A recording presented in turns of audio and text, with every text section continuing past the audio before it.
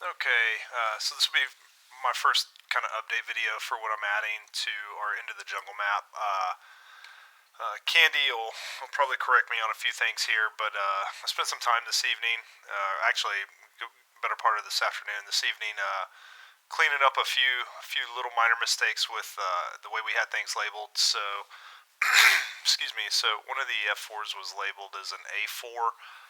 So I cleaned that up. Let's see here. It's kind of cool. We can scroll around the map with what we got going on here. So, in a nutshell, right now, what I'm trying to do, since we don't have a Vietnam map, is make this as service friendly as possible for all of us who want to try to keep it as realistic as possible for a Vietnam map, but obviously are working with what we have. So right now, on I guess this would probably be like the northeast side of the island. Um, Shit, looking at this, I'm thinking about how Kandy and I were calling stuff out the other day. I might have been wrong when I was calling stuff out, but on the northeast side, or I should probably say the east side of the airfield here, this is going to be where all the predominant marine stuff is stationed. And what I've gone in and done, you can't see it here, you'll see it in the video, is add barriers in here. And I went and pulled some old photos from Vietnam, from Marine air bases with the A4s, and looked at how they had the layout with the barricades and the hangars, and tried to mimic it as close as possible. So right now we only got 3 A4s up here. More than welcome to add more, right, if you need to, in the mission editor, for those of you who might host this mission. Right now, since only 3 of us are flying this, to keep it a little less taxing, I'm only putting 3 A4s up here. But while we're on the topic of the A4, I've gone in, so these are all period specific, late 60s, early 70s liveries for the A4. If we zoom out here, we've got the carrier task force up here.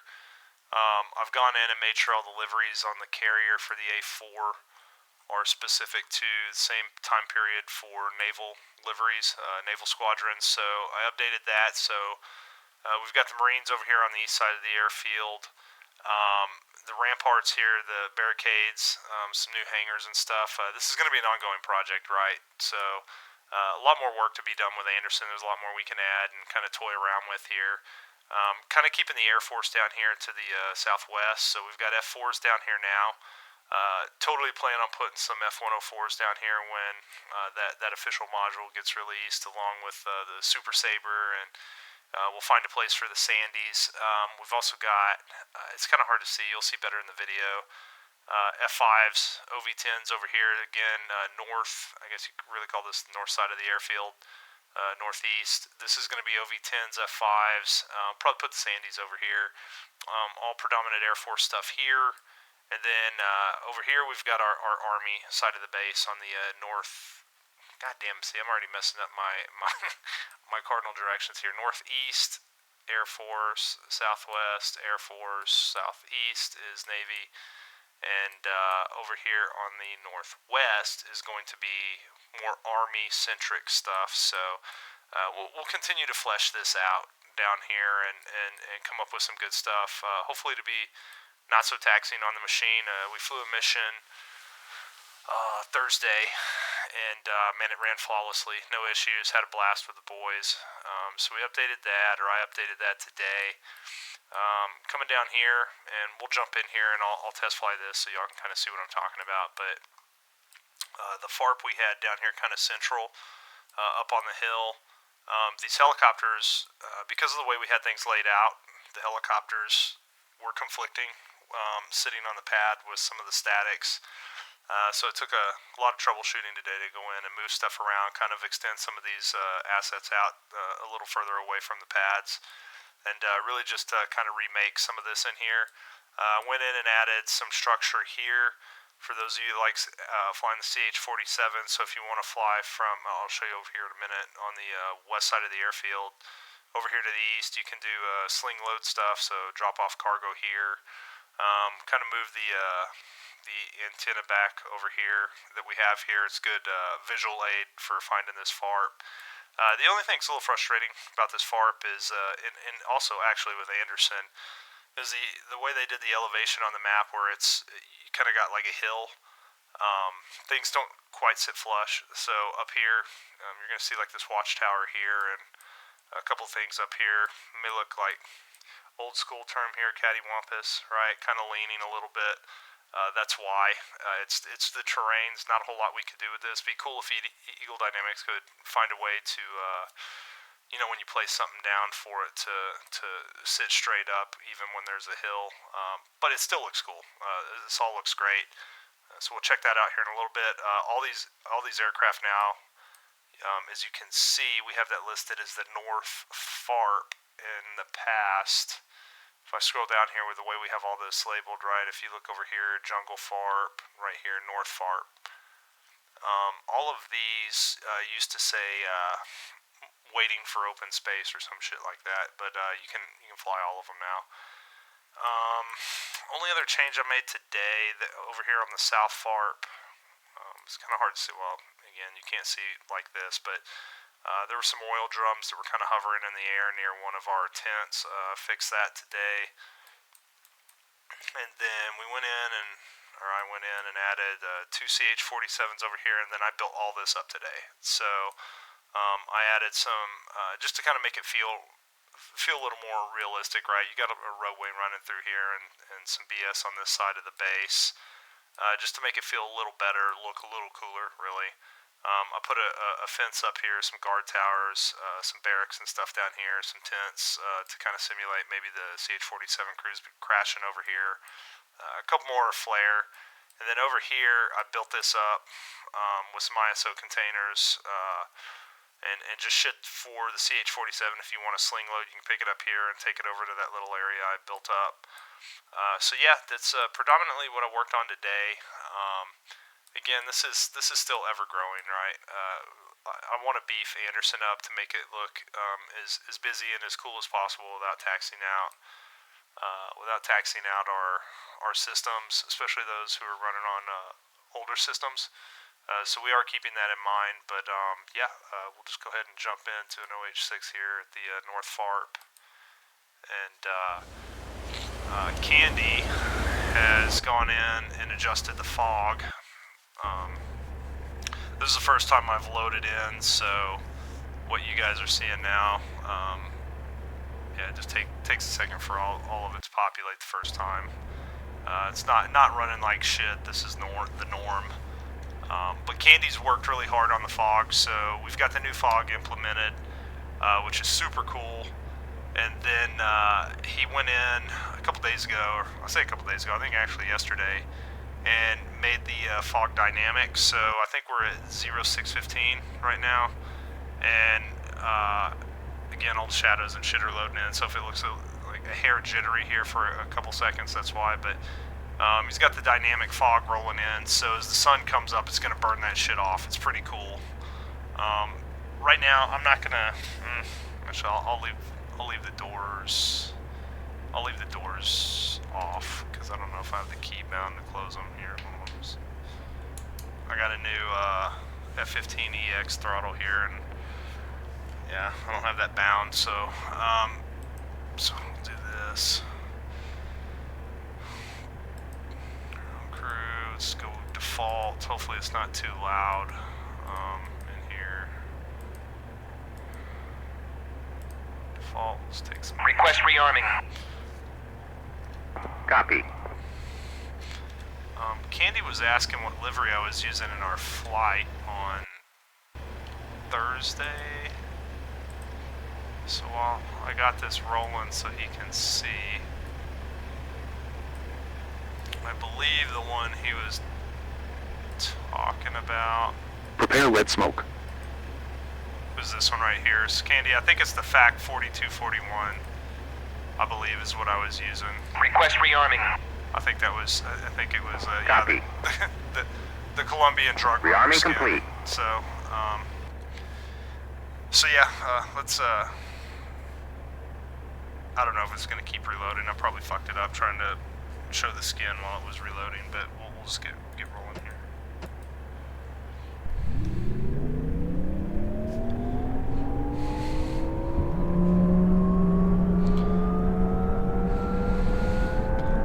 y'all be able to hear me. I got the engine sounds turned up. I may turn these down a little so it's easier to hear.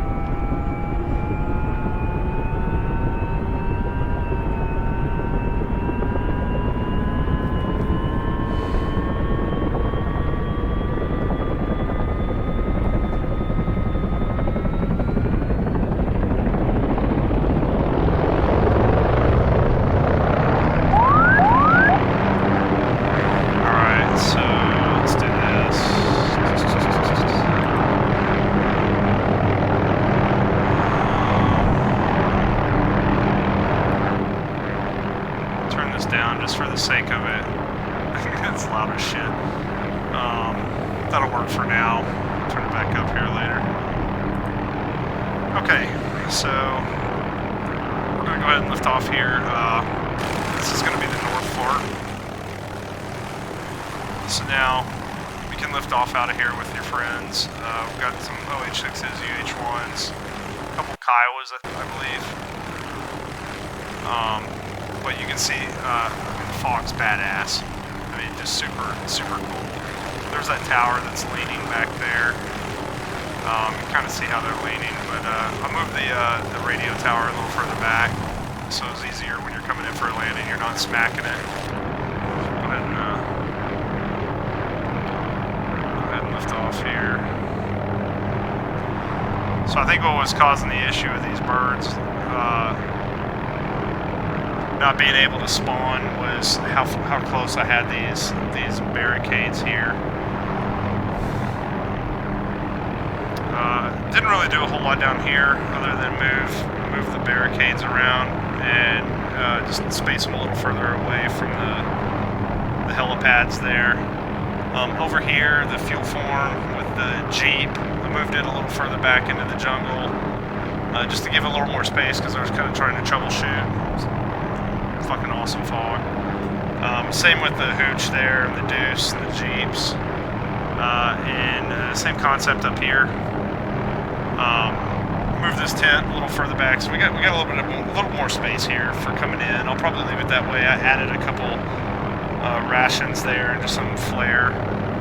There's that canted tower. I may wind up changing that, but now this will be a little bit challenging, especially with the CH-47, but I was looking at how to kind of mess around with stuff here, and I created a little area for you to kind of drop sling load cargo for the CH-47.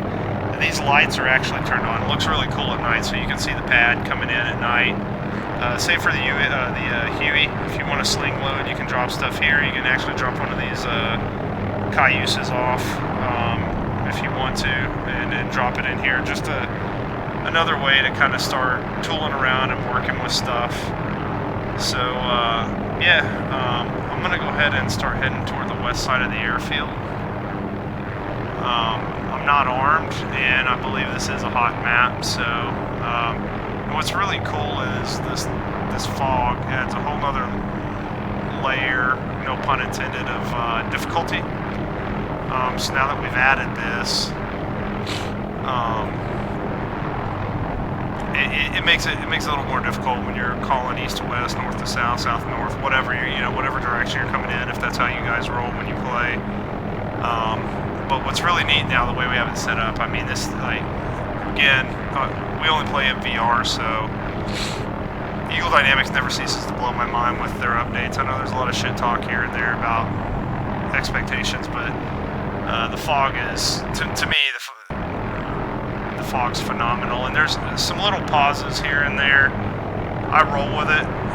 Usually they get fixed when there's patches with the updates. I have seen a few little glitches here and there with the fog, kind of glitching in and out. It may have something to do with what I'm flying right now, the Cayuse, just because it's an unofficial mod. I haven't noticed it with like the F5 or the F4 while I'm flying it, but it's doable, right? I mean, it's a blast right now to fly, and I've got everything jacked up as high as you can probably turn it up, but yeah, I mean, this fog is legit. I love how it burns off.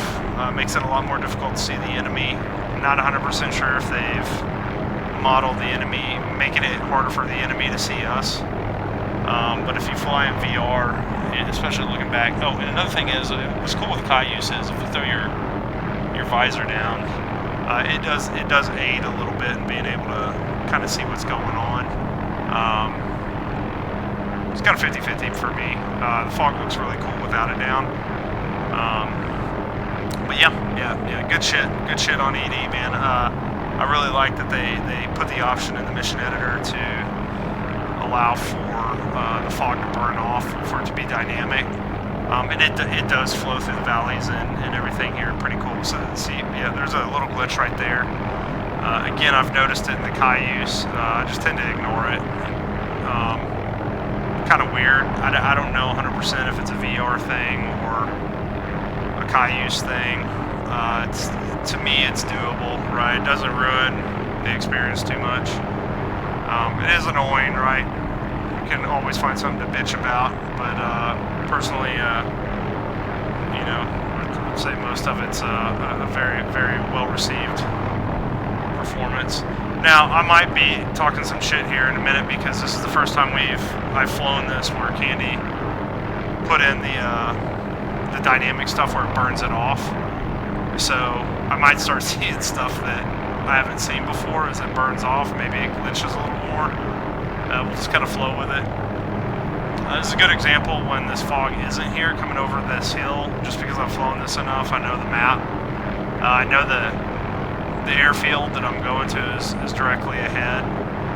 But it makes it a bitch to see anything, right? You know, I mean, this haze, we call it the marine haze here. I mean, goddamn, I mean, it looks awesome. It looks awesome in VR. Flying down low in this. If you're in the any of the fixed wing up high, providing CAS or anything like that, especially with the Cayuse and we're popping smoke for them, you got a lot better visual upstairs. But yeah, man, I can't. Very pleased with what they've pushed out. I know there's some hurt feelings out there, but about Eagle Dynamics and some of the stuff they do, man.